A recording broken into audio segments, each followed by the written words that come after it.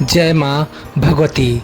माँ छिन्नमस्ता प्राकट्य कथा के सफ़र पर एक समय की बात है। माँ भगवती भवानी अपनी दो सखियों जया और विजया के साथ मंदाकिनी नदी में स्नान करने गई। स्नान करने के बाद देवी माँ का तेज इतना बढ़ गया कि उनका स्वरूप कृष्ण वर्ण काला हो गया। उसी समय उनकी सखियों को बहुत तेज भूख लगी। भूख से व्याकुल होकर उन्होंने देवी से भोजन की याचना की। देवी ने उनसे कुछ समय प्रतीक्षा करने को कहा, लेकिन सखियों की भूख बढ़ती ही गई। उन्होंने अत्यंत विनम्रता और करुणा के साथ कहा, माता, हे माँ तो अपने बच्चों को भूख लगते ही भोजन कराती है। आप हमारी भूख शांत क्यों नहीं कर रही हैं? अपनी सखियों पुत्रियों के समान की करुणा भरी पुकार सुनकर दयामयी माँ का हृदय द्रवित हो उठा। अपनी सखियों की भूख मिटाने के लिए देवी माँ ने तुरंत अपना ही सिर अपने हाथों से काट लिया। जैसे ही देवी माँ ने अपना सिर काटा, उनके कटे हुए गले से रक्त की 3 धाराएं निकली। 2 धाराएं देवी की सखियों जया और विजया के मुख में गईं, जिससे उनकी भूख शांत हुई।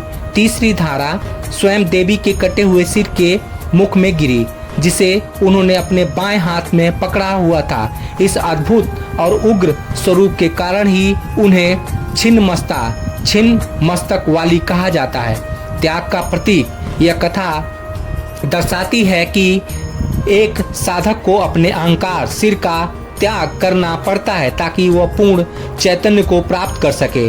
दशम विद्या माँ छिन्नमस्ता 10 महाविद्याओं में छठी विद्या मानी जाती है। इन्हें प्रचंड चंडिका भी कहा जाता है। साधना, इनका निवास स्थान छिन्नमस्तिका मंदिर रजप्पा झारखंड में माना जाता है, जो एक जागृत शक्तिपीठ है। सांकेतिक अर्थ, माँ का यह स्वरूप काम, क्रोध, लोभ पर विजय पाने तथा स्वयं के अहंकार को समर्पित कर पूर्णतया प्राप्त करने का संदेश देता है। जय माँ भगवती। माँ जगत जननी जगदम्बा श्रीनेत्र कुलदेवी भवानी जी के महात्म्य का गुणगान बखान करना मेरा परम उद्देश्य और लक्ष्य है।